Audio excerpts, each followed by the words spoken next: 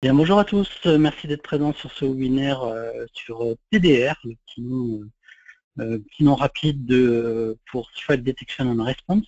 Petite précision néanmoins, c'est un service qui, vous allez le voir au niveau des dates un peu plus précises dans la présentation, mais c'est un service qui sortira en janvier, donc c'est un service qui est encore en bêta, donc il y a encore des choses qu'on doit appréhender, c'est relativement clair, j'espère qu'on pourra vous le transmettre de manière claire, mais des choses qu'on vous apportera sans doute en élément un petit peu plus tard. Et notamment, on fera une présentation purement technique avec install, comportement sur le boîtier, sur les postes de travail également, avec le dashboard, courant janvier quand la bêta sera un petit peu plus avancée.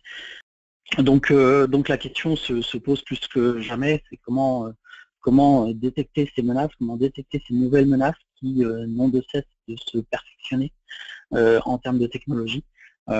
Et bien comme toujours, la réponse quand on regarde ce jeu du chat et de la souris, bah, c'est de sortir des nouvelles technologies pour compléter l'arsenal qui nous permet de garder un taux de protection suffisamment important. Se rajoute à ça la problématique des entreprises de type PME, voire même taille intermédiaire, qui elles ont des possibilités limitées pour répondre à ce type de menaces. Et c'est là que Quadfare on essaye de justement démocratiser nos différents services. On l'a fait avec la PT Blocker, en emmenant de la sandboxing cloud à nos clients il y a plus de 2 ans et demi. Et là, vous allez le voir, on va démocratiser une nouvelle technologie qui existe déjà pour des grands comptes, mais qui demande énormément de ressources et d'argent, bien entendu, mais surtout de ressources des administrateurs, ce qui est forcément beaucoup plus compliqué quand on parle de TPE, de PME ou de comptes intermédiaires. Et donc, ce qu'on va chercher à faire par nos solutions, bah, c'est quand même de répondre à toutes ces menaces dont on a parlé avant et répondre le plus facilement possible pour ces entreprises. Ce qui fait que aujourd'hui, on est contraint de bien reconsidérer le périmètre de la sécurité tel qu'on doit vraiment l'envisager pour bien se protéger. Le périmètre tel qu'on le considérait avant n'est clairement plus suffisant. Il faut regarder vraiment un périmètre complet, à savoir regarder bien entendu la partie sécurité réseau. C'est clair, c'est le périmètre classique des boîtiers UTM Wildcard, puisqu'on était en sécurité périmétrique, mais ça ne suffit plus. Il faut aller voir maintenant la sécurité de l'endpoint également, donc des postes de travail. Il faut aller à la sécurité des mobiles. Très clairement, quand un employé revient avec son smartphone sur lequel il va avoir installé un APK Pokémon Go vérolé parce qu'il a prêté le mobile à son fils, bah, très clairement, ça c'est un jeu ça implique des choses au niveau de la sécurité de l'entreprise. Tout ce qui est contrôle d'accès basé sur l'identité, bien entendu, bien savoir qui est logué et bien contrôler les différents flux et les différentes actions sur le réseau. La partie IT Operation, qui est un aspect extrêmement important sur la sécurité informatique, la gestion des mises à jour, tout ce qui est patching, etc. Et puis tout ce qui est opération de sécurité, parce que je le rappelle, la sécurité c'est un ensemble et qu'elle doit vivre et qu'une politique de sécurité doit toujours être adaptée. Pas adapté une fois dans l'entreprise et puis ça y est, c'est fini, c'est adapté, mais adapté en permanence avec l'évolution des flux, avec l'évolution des attaques, avec l'évolution justement de tout ce qu'on a vu avant. Donc ce périmètre-là forme un périmètre complet et c'est ce périmètre qu'il va falloir protéger dans son ensemble. Une sécurité complète, c'est aussi donc pas uniquement en termes de périmètre, mais aussi en termes de composants, d'actions. Beaucoup, là, c'est depuis des années, la sécurité se contentait de faire prévention et détection. C'est-à-dire qu'on détectait les événements malicieux avant qu'ils nous causaient des dommages et on les empêchait pour qu'ils n'entrent pas sur le réseau. Aujourd'hui, ces 2 étapes sont indispensables, mais insuffisantes. on va devoir faire de la corrélation, donc corrélation des événements de sécurité qui viennent justement de tout le périmètre de la sécurité qu'on a évoqué avant, et ça pour jauger le risque, et donc faire une espèce de scoring en fonction de tout ce qui se passe pour pouvoir réagir aussi bien en live qu'avec une détection vraiment fine. Et puis bien entendu, la dernière étape qui est la réponse. C'est-à-dire on va prévenir, on va détecter, on va corréler, et puis surtout on va se sécuriser en mettant en place des actions, des règles pour alerter et pour se prémunir d'une attaque qui pourrait être en cours. Et on n'est donc plus là uniquement à se dire bon bah ça y est, j'ai mes bases d'IPS, j'ai mes bases de signature, je suis prêt, les attaques peuvent arriver. Non, une attaque elle peut être maintenant tellement fine qu'il faut savoir la comprendre en dynamique. C'est pas on l'a compris avant, on s'en protège et on pense être tranquille. C'est il y a beaucoup d'attaques qu'on pourra bloquer comme ça, mais il y a des attaques qu'il va falloir comprendre en dynamique, et pour la comprendre en dynamique, il faut toutes ces phases de sécurité que sont prévention, détection, corrélation et réponse. Donc pourquoi Threat Detection and Response? Pourquoi ce nouveau service? Parce qu'il s'agit bien d'un nouveau service dans les couches de sécurité WatchGuard. Avant tout parce qu'on considère que c'est un vrai virage technologique et qu'il est indispensable si on veut maintenir des bons taux de protection. Il part donc des constats que j'ai indiqués avant. Et pour le dire autrement, c'est tout simplement que prenez un équipement qui ne voit que les flux réseau, il va bloquer un certain nombre d'attaques, il va prévenir d'un certain nombre de choses, mais il n'a que l'information réseau pour déterminer si c'est une attaque ou pas. Prenez un logiciel de protection du endpoint, lui il va voir les comportements sur la machine, ce qui se passe sur la machine, mais il ne va voir que ça pour déterminer si c'est une attaque et il n'aura pas les comportements réseau. Prenez un cryptolocker qui a un comportement local, qui va se mettre à chiffrer des données, il y a le process, il y a ses actions.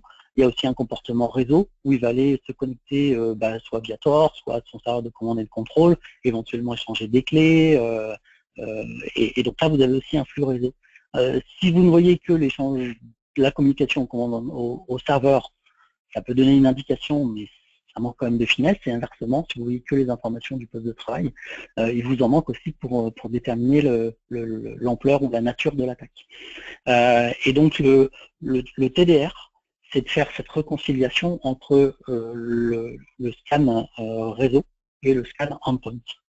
Et donc on va vraiment appliquer les 4 phases que j'ai expliquées juste avant, pour corréler les informations de sécurité réseau, corréler les informations de sécurité endpoint et en déduire des actions à prendre pour se bloquer. On me demande si c'est payant, j'expliquerai un petit peu plus tard. C'est un nouveau service, ça dépend de la suite de sécurité dans laquelle vous êtes. C'est un nouveau service qui sera, je le dis tout de suite, inclus dans la suite Total Security, donc on va en parler après. Le Threat Detection and Response fonctionne d'une façon qui au final, quand on y réfléchit, est pleine de bon sens. On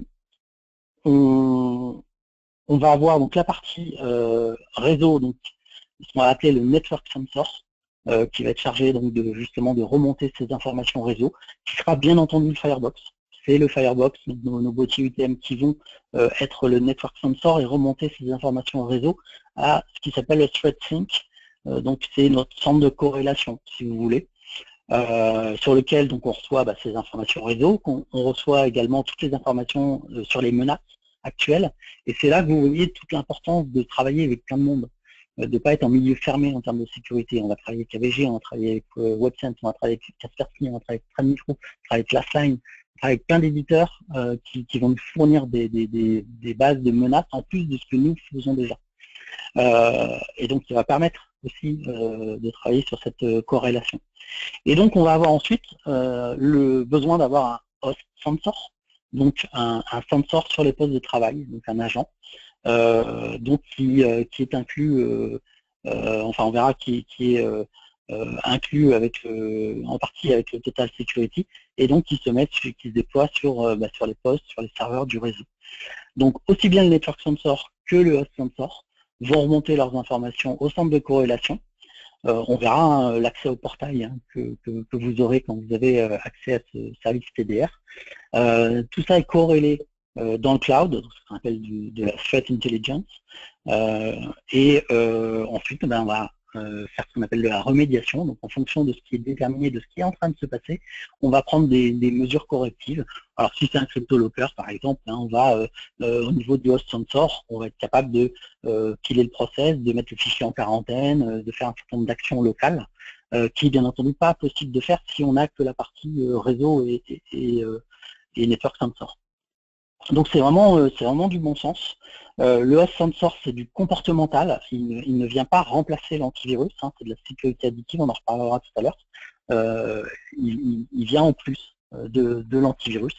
Et de toute manière, ça c'est vraiment une philosophie qu'on avait déjà expliqué, je pense, tout au long de cette année et puis des années d'avant, qui veut que la sécurité, on va mettre plein de différentes technologies. Il n'y a pas une technologie magique qui fait du 100%, qui bloque tout, qui est super génial, et voilà, ça n'existe pas. On a des technologies qui ont un certain taux d'efficacité, qui vont monter le taux de protection, et c'est en cumulant, en corrélant, en faisant fonctionner ensemble ces technologies qu'on monte le taux de protection et qu'on va avoir un taux de protection cohérent par rapport à l'environnement à protéger. Ça, c'est vraiment important. On me demande si ça fonctionne en RDS, on ne l'a pas encore testé, faut que je vois les retours de la... Enfin, quand je dis on ne l'a pas encore testé, c'est qu'on n'a pas encore ce retour au niveau de l'équipe France. Faut que je regarde au niveau de la bêta ou si des gens ont testé. On s'est posé la question avec Florian, on ne voit pas pourquoi ça ne fonctionnerait pas. Mais on le testera ou on le fera tester, on vous tiendra au courant là-dessus. Pour rappel, elle est encore en bêta. Si vous voulez le tester, d'ailleurs, n'hésitez pas à rejoindre la bêta, j'en reparlerai un petit peu plus loin dans ce webinaire. Voilà le principe général, vous voyez, qui est plein de bon sens. C'est du réseau avec l'endpoint, de l'endpoint avec du réseau, et non pas chacun dans son coin à essayer de déterminer quelle est l'attaque en cours. Donc là, on a vraiment un point très fort, c'est que forcément, étant déjà le firewall du réseau, on est déjà en coupure, donc on a déjà le network sensor, il nous reste à déployer les host sensors. On verra que c'est pas très compliqué, parce que de toute manière, on peut le faire par GPO ou il y en a des helpers, donc il y a différentes techniques pour pouvoir implémenter le host sensor. Donc le host sensor n'est pas un antivirus, commençons par dire les choses, c'est de la détection comportementale, avec de l'heuristique, avec une analyse des événements, une analyse du comportement sur le poste de travail. Donc c'est complètement compatible avec les antivirus existants et ils vont venir se compléter également. Donc là vous avez différentes protections, hein, les différentes couches qui sont mises au niveau justement des 4 étapes que j'expliquais avant. La protection réseau qui aide à la prévention, les services système qui aident à la prévention. Vous avez sur le endpoint, vous avez un système spécifique contre les ransomware qui vient aussi aider à la prévention. Quand vous mettez du Cloud Wi-Fi WatchGuard, vous avez le système de wireless IPS qui aide à la prévention, et ainsi de suite. Vous ne faites pas tout l'équivalence des couches par rapport aux différentes étapes de protection, mais vous comprenez le principe. Donc l'idée elle est vraiment là, alors certains connaissent sans doute des produits qui font déjà du comportemental sur les postes de travail. Pour moi, il y avait 2 choses qui manquaient fondamentalement à ces produits. La première, c'est les produits qui s'adressaient à des grands comptes et donc à des administrateurs qui avaient la charge justement opérationnelle de réagir sur les postes et d'ajuster les policies, donc quelque chose d'assez fastidieux pour s'assurer que sur les postes, effectivement, la réaction soit bien mise en place. C'est le cas du logiciel qu'on a racheté, tout simplement, parce qu'on a racheté une société hein, pour ne pas partir de zéro. On a racheté une société qui s'appelle Exis, et donc il y a un produit qui s'appelle Okaiji, qui est un produit beaucoup plus dédié grand compte. Nous, notre souhait, c'était de démocratiser ce logiciel, de le rendre utilisable également par des administrateurs qui ne sont pas des spécialistes de sécurité ou par nos partenaires pour leurs clients. Et donc, on avait besoin d'une automatisation des choses, et c'est ce qui nous a pris un peu de temps, hein, puisque le rachat s'est fait avant l'été. Et comme vous voyez, le logiciel va sortir courant janvier. Donc, on a pris le temps de bien simplifier, de bien intégrer avec nos produits. Très clairement, c'est un produit qui demandait de mettre une appliance en plus d'analyse sur le réseau à des prix assez élevés. Alors pas forcément élevés pour un grand compte, mais très particulièrement élevés quand même pour des établissements de taille intermédiaire ou de la PME. Et donc notre souhait, c'était de démocratiser, de faire en sorte que ce type de solution soit accessible à tous nos clients, quel que soit le type. Donc on a vraiment fait l'effort justement de déporter ce mécanisme de threat intelligence, donc tout ce qui est l'analyse intelligente avec la corrélation pour détecter les attaques en live et indiquer quelle est la réponse, et le mettre à la disposition de nos clients, sous la forme justement du Total Security, puisque vous l'avez vu arriver depuis cet été, hein, la nouvelle suite où on inclut justement en multicouche toutes les couches de sécurité WatchGuard, dont le TDR. Donc TDR, il faut vraiment le voir comme une sécurité additive, c'est un service en plus, c'est pas l'opportunité d'enlever les autres services, de ne pas mettre l'APT bloqueur, de ne pas mettre le filtrage d'URL. Non, on est toujours sur la même logique. On vient compléter ce fameux taux de protection en allant plus loin, en allant sur le endpoint, en faisant de la corrélation. Toujours j'ai toujours du mal à dire monter, on va plutôt dire conserver un très bon taux de protection, parce que le but du jeu, c'est que les hackers, comme vous l'avez vu cette année, sont de plus en plus malins, et le but du jeu, nous, c'est de coller à des nouvelles technologies pour compléter et s'en protéger. Donc, TDR est une sécurité additive, on va les mettre sur des postes sur lesquels il y a déjà de l'antivirus, on peut les mettre sur des postes sur lesquels il n'y a pas d'antivirus, ça rajoutera bien entendu un taux de protection. Donc vous avez les différents scénarios qui sont possibles. Vous voyez en haut à gauche un client qui aurait le Firebox en Network Sensor, des postes sur lesquels il y a à la fois un antivirus et les host sensors, puis avec une protection complète. On peut très bien envisager, vous voyez en haut à droite, une entreprise ou un site sur lequel il n'y aurait que des host sensors et pas d'antivirus. C'est pas forcément quelque chose que je recommande, hein, bien entendu, mais si c'est le cas, le host sensor aura quand même très largement sa valeur. En bas à droite, des postes sur lequel un site sur lequel il y a et antivirus et host sensor, et en bas à gauche, un site sur lequel il n'y aurait que le network sensor avec le boîtier UTM. Et la beauté de la chose, c'est que comme on est en mode complètement cloud, on est également en mode communautaire. C'est-à-dire que tout ce qui a été détecté par notre centre de corrélation va servir à tous ces scénarios. Si on a détecté quelque chose en haut à gauche parce qu'on a le network sensor et le host sensor et l'antivirus et donc toute la couche qui va permettre de protéger, ça va servir aux trois autres environnements du fait du système communautaire. Vous savez qu'on croit beaucoup dans le système communautaire, hein, c'est l'APT bloqueur l'utilise, l'autorité de réputation web l'utilise, et quand quelqu'un dans le monde fait en sorte que on puisse nous, WatchGuard, détecter une menace, ça profite à tous nos autres clients, à tous les différents mécanismes. Ça, c'est vraiment important, ce mode communautaire. Alors, je regarde s'il y a des questions.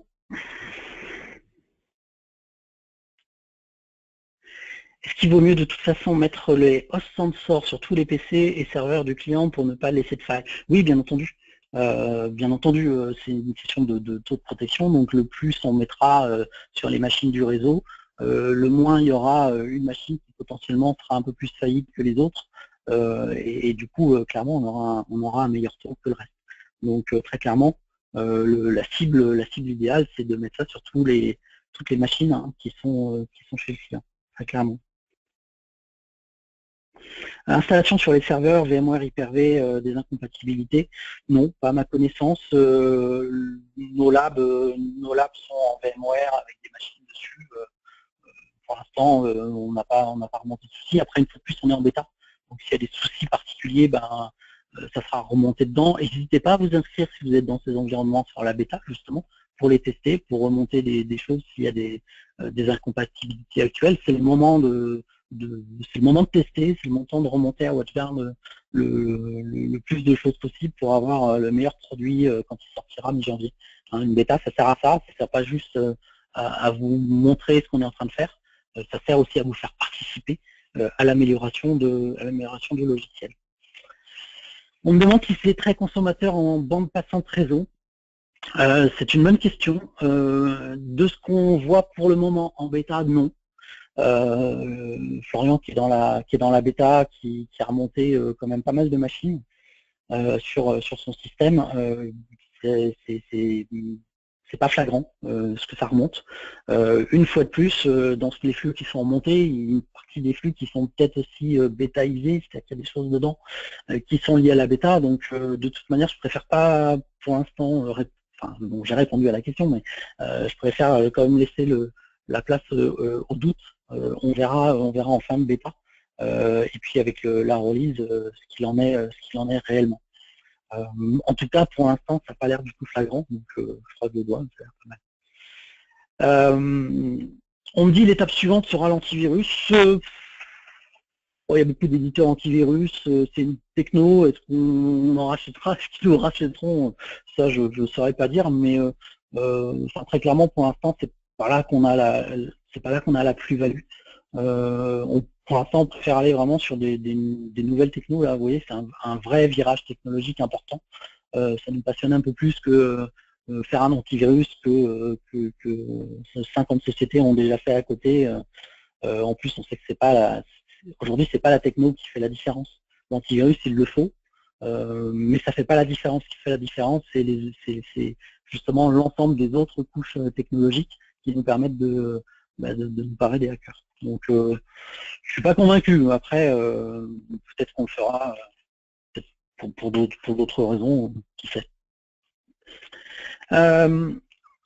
Tout se gère donc par un portail sur lequel vous allez avoir les différentes remontées, les incidents réseau, les incidents endpoint, la corrélation qui va en découler. Donc ce portail s'accède sur le site WatchGuard, dans votre page de support, vous avez votre portail TDR, si vous êtes abonné. On ira voir un petit peu après la présentation, je vous montrerai le portail de Florian. Et de sa bêta, parce qu'il a joué pas mal avec des machines sur lesquelles il a mis des crypto-lockers dessus. Et donc on voit bien le comportement apparaître dans TDR avec les actions qui ont été prises.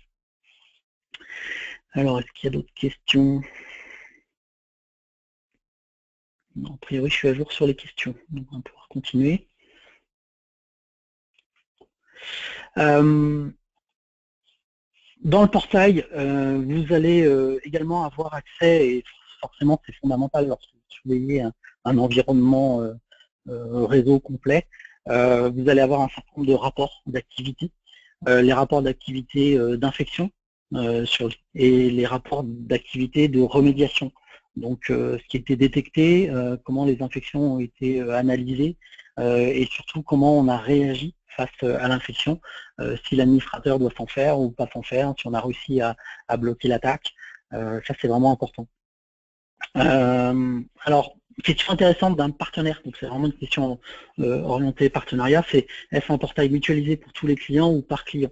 Sachez qu'on c'est un webinaire général, on a aussi des clients qui sont dans ce webinaire, juste pour que vous compreniez bien. Il y a en fait les deux cas. Un client final peut avoir son propre portail à lui, et un partenaire peut avoir un portail mutualisé dans lequel il donne des accès à certains de ses clients. Donc on a vraiment les deux modes, le mode direct et le mode qu'on appelle multi-tenant pour les partenaires qui souhaitent manager ça pour leurs clients et donner un accès délégué à leurs clients. Donc on a vraiment pensé aux deux choses.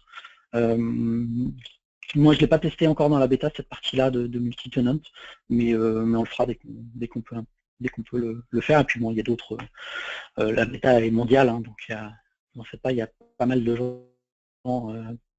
gens à tester. La bêta est assez nourrie. Il y a beaucoup de gens qui se sont lancés. On a voulu faire vraiment une bêta publique. C'est pas une bêta restreinte. N'importe qui peut aller dessus. On verra, je vous montrerai la manière d'accéder et la rejoindre. C'est vraiment important pour nous c'est un service qui est pas un service comme les autres. On ne fait pas des virages technologiques tous les 6 mois.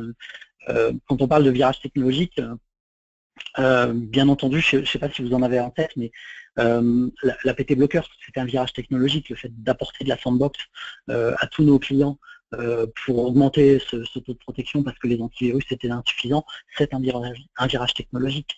Si on remonte un peu plus loin, il y a 6 ans, oui, peut-être 7 même, tellement ça passe vite, vous avez eu le contrôle d'application, qui était un virage technologique. Le contrôle d'application, c'était quand même la capacité qu'a un firewall à ne plus détecter une application par son port et ses protocoles, mais vraiment par l'analyse de l'application elle-même et de l'enchaînement des paquets, de la nature des paquets. Donc ça permettait à un firewall d'être beaucoup moins aveugle sur les flux qu'il ne l'était s'il voyait que du port 443 par exemple. Ça, c'était un vrai virage technologique. Et bien entendu, un historique du début du siècle, c'était l'antivirus sur les boîtiers. L'antivirus sur un firewall, c'était un gros virage technologique. Et c'est pas ce qu'on entend souvent dire, à savoir l'antivirus sur un firewall, c'est juste pour donner une deuxième base de signature. Pas du tout.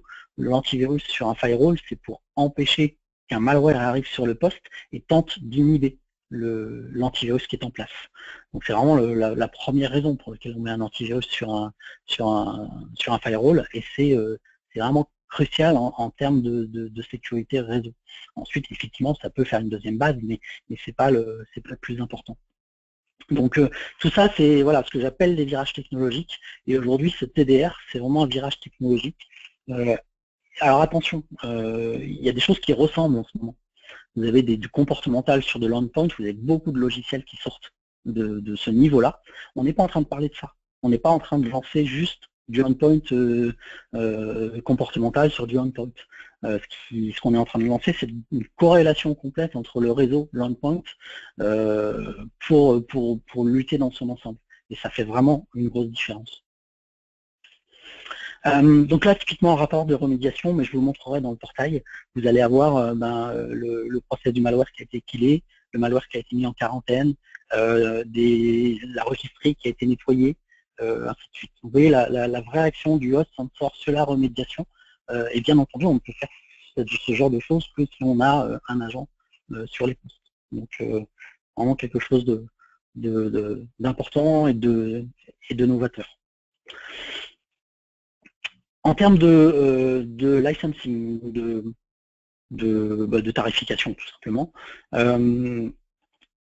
on a lancé cet été donc la Total Security Suite, alors ce qui a pu paraître un peu bizarre à certaines personnes tant qu'ils n'avaient pas l'explication, parce qu'à la base, effectivement, dans la Total Security, il n'y avait que la PT Blocker, le DLP et Dimension Command. Donc le prix pouvait paraître un peu élevé par rapport à ces deux ajouts-là.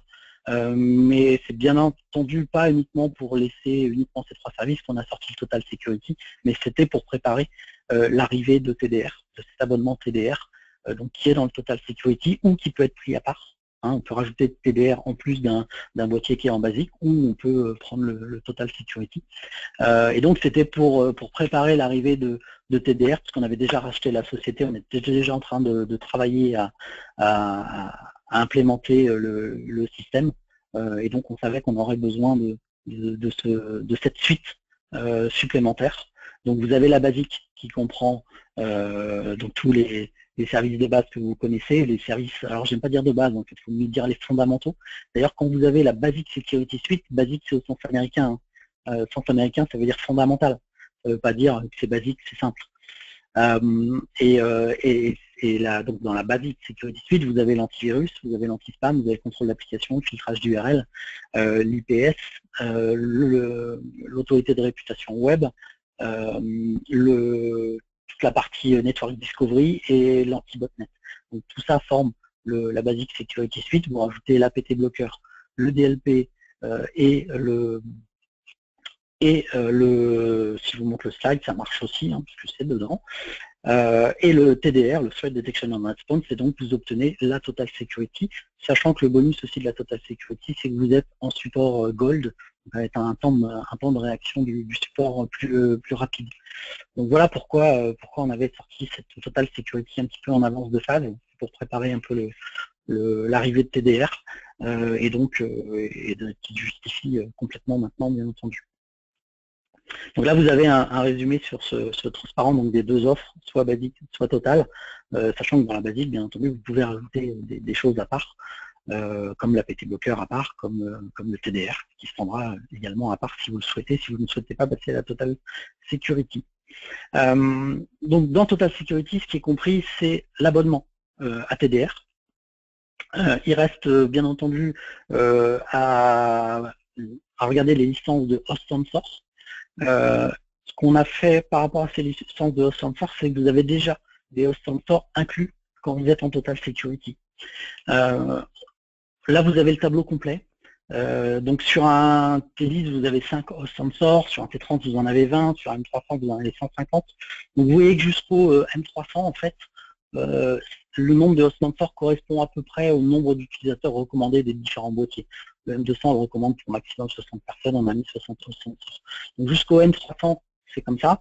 Après, on plafonne à 250 pour au-delà du M400.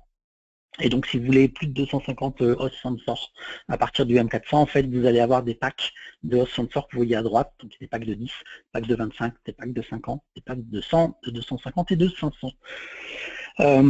Les tarifs sortiront au mois de janvier. Pour l'instant, ils ne sont pas encore disponibles. Je les ai en interne si jamais vous voulez prévoir un chiffrage, mais ils seront dans le tarif de janvier. Donc voilà à peu près pour le mode de licensing. Donc ça veut dire que quelqu'un qui serait par exemple en M200 aujourd'hui en Total Security, et bien mi-janvier quand le TDR va sortir, il aura déjà inclus l'abonnement TDR avec les 60 host on source. Et donc rien de plus à prendre, c'est déjà dans Total Security. Il y aura bien entendu, alors il y a deux choses, on me demande si on peut tester. Donc deux choses, pour tester, il y a la bêta. Une fois de plus, n'hésitez pas à vous mettre sur la bêta. La bêta est gratuite. Le support vous génère une clé TDR temporaire et vous pouvez le tester. L'autre chose, bien entendu, ça sera inclus dans les boîtiers NFR pour nos partenaires. Quand vous prenez un boîtier qui n'a pas TDR, vous avez possibilité de mettre des clés de trial qui vous permettront de tester. On me demande quand on est parti, si vous faites la bêta lors de la sortie officielle, comment va-t-il se passer en termes de licence? Tout est géré par la feature key. Donc, si vous, au niveau de la feature key, si vous updatez votre feature key, vous continuerez à pouvoir utiliser le TDR. Après, si vous ne prenez pas la licence, de toute manière, forcément, la feature key va expirer et donc le service expirera également. La bêta va expirer, pas de souci au niveau des clients, non, pas que je sache. Faudra juste désinstaller l'agent, mais l'agent ne posera pas de soucis particuliers. Je regarde les autres questions. Je me rends compte que j'ai été un peu bavard. On va continuer. Donc rejoignez la bêta, n'hésitez pas. Donc vous allez sur la page de support. Dans les quick links, vous allez voir une option pour rejoindre la bêta TDR. Donc n'hésitez pas. La bêta a commencé le 14 novembre. Il y a beaucoup de monde, mais plus il y en a, mieux c'est. Donc n'hésitez pas à vous mettre dessus. Pour l'instant, la disponibilité générale de TDR est prévue au 17 janvier. Ça peut bouger un peu, hein, bien entendu, mais pour l'instant, on est plutôt dans le rythme.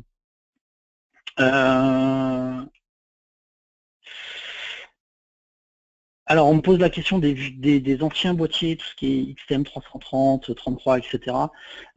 Pour l'instant, il n'y a pas à ma connaissance, il n'y a pas de référence pour ces boîtiers-là, c'est que sur les nouveaux boîtiers.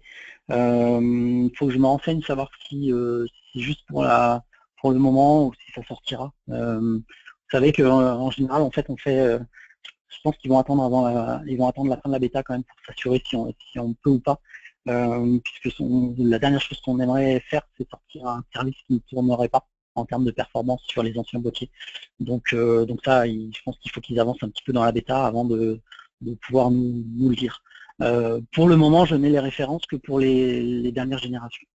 Donc patientez un petit peu l'avancée de la bêta, et puis on vous dira si c'est disponible sur les anciennes générations de hardware. Alors plutôt que de vous montrer les screenshots du portail, je vais aller dessus, donc je vais quitter mon PowerPoint. Je vais aller sur donc, ma page hop, avec le portail TDR.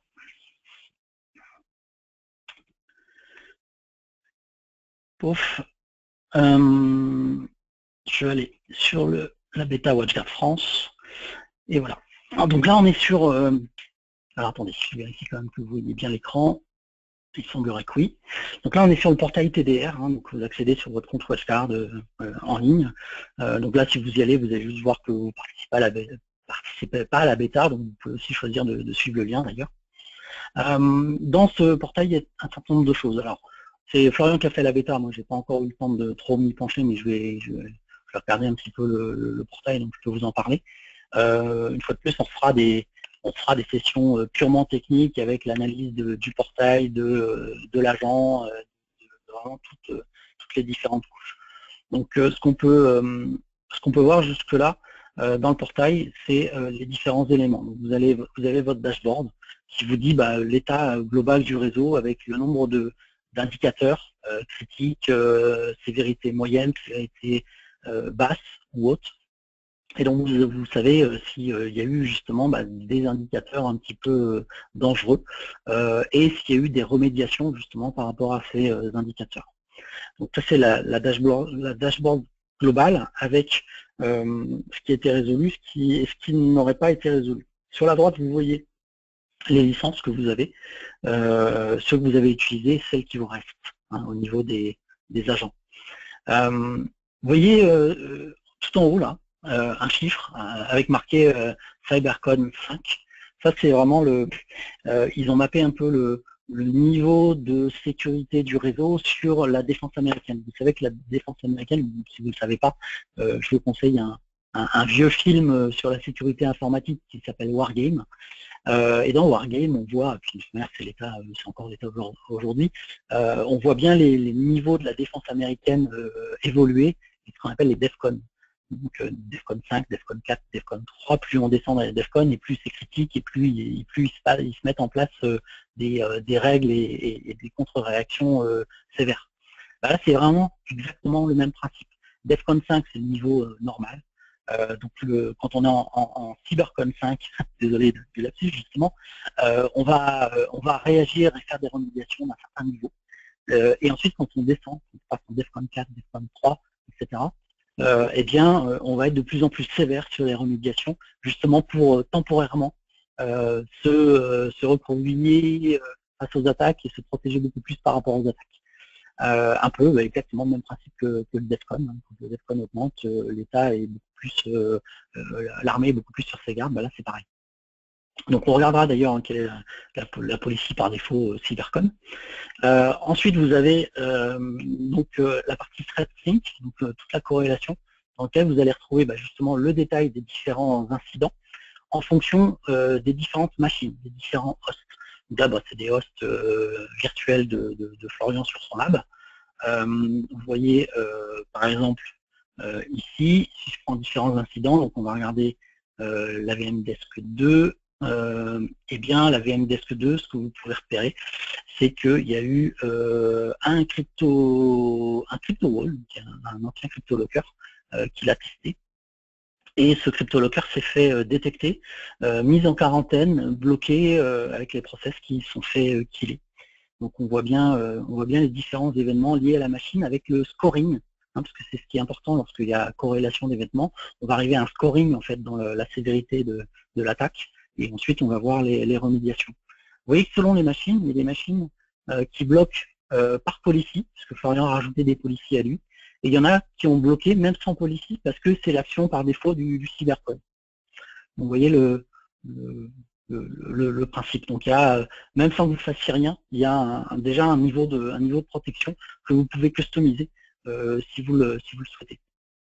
Donc là on est dans les incidents, ensuite on va avoir donc les différents indicateurs. Donc là vous voyez par exemple le process AutoKMS qui s'est killé. Empêchant tout simplement de chiffrer les données, parce qu'en l'occurrence c'était le crypto-locker. On voit aussi les différentes policies. Donc là on voit que la policy en place c'est la CyberCon 5. et la CyberCon 5, si je ne dis pas de bêtises, ce qu'elle fait, c'est qu'elle quitte les process, elle met en quarantaine, elle nettoie les registres. Et vous voyez tous les groupes de machines qui sont associés à ce niveau de protection. Et bien entendu, on va être un peu plus strict sur les niveaux de DEFCON plus poussés. La partie reporting, vous pouvez générer des rapports. Donc comme je disais, il y a différents types de rapports. Vous allez retrouver les rapports exécutifs, les rapports d'infection, les rapports de remédiation.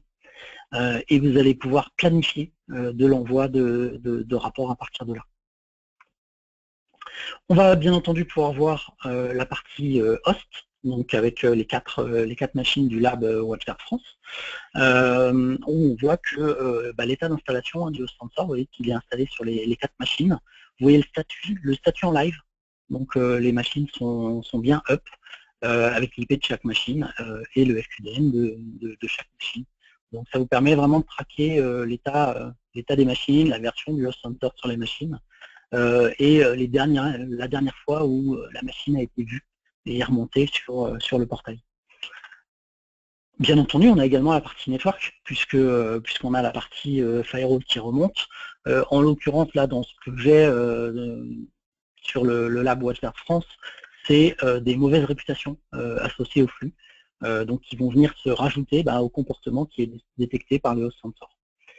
Donc, bon, là c'est de la mauvaise réputation, ça pourrait être de l'APT, ça pourrait être l'antivirus qui tilt, ça pourrait être le contrôle d'application, ça pourrait être pas mal de choses. Donc ça remonte, et donc vous voyez bien les remontées à la fois réseau, à la fois host, et tout ça se permet de réagir. Au niveau configuration, on va avoir un certain nombre d'aides à la configuration. Donc là, vous avez l'AD Helper qui va vous permettre de déployer l'agent. Sinon, vous avez aussi le MSI. Vous avez l'intégration avec le Firebox qui se fait par ce qu'on appelle un UID pour rentrer dans la configuration du boîtier. Mais ça, Florian vous l'expliquera dans un webinaire un peu technique où vous l'avez dans le guide de la bêta.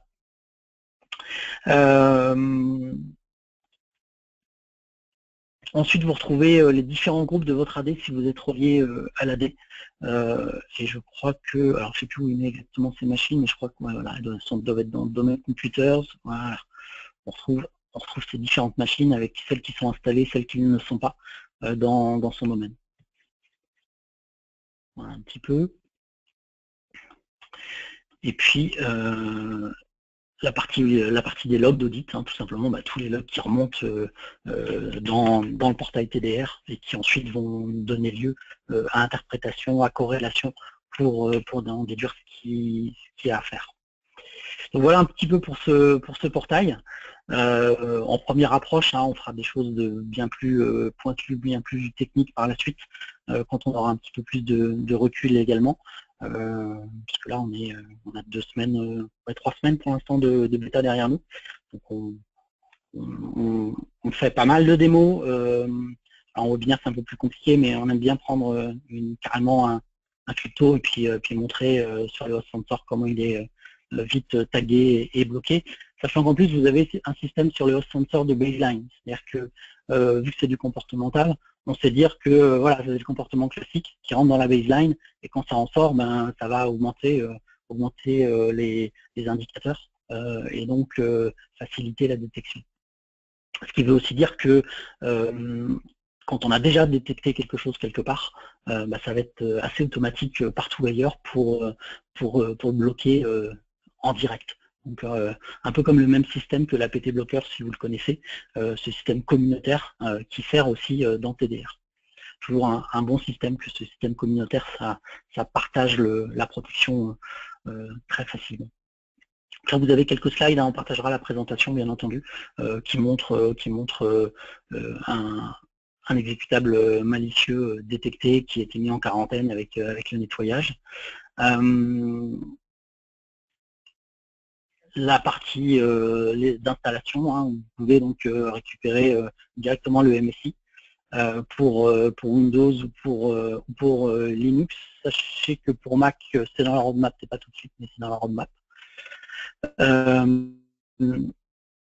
qui va vous permettre d'installer le boîtier, donc avec le système d'AD Helper et puis l'aide pour voir comment ça fonctionne. Voilà pour cette première présentation de TDR. On est vraiment impatient d'avoir ce service disponible sur les boîtiers, de voir toutes les protections, les taux de protection chez nos clients compléter un cran de plus. Je vous disais, testez la bêta, remontez-nous les informations, si vous faites des suggestions à la bêta, parlez-nous-en, c'est vraiment important. Voilà, on espère qu'il y aura le plus de monde possible et puis faites-nous des retours, c'est vraiment important. Merci encore d'être venu à ce webinaire, on en fera d'autres sur TDR, on va en faire beaucoup. Et surtout, on en fera des plus techniques pour vous aider justement à maîtriser la solution. Merci à tous d'être venus, je vous souhaite une très bonne journée, une très bonne semaine.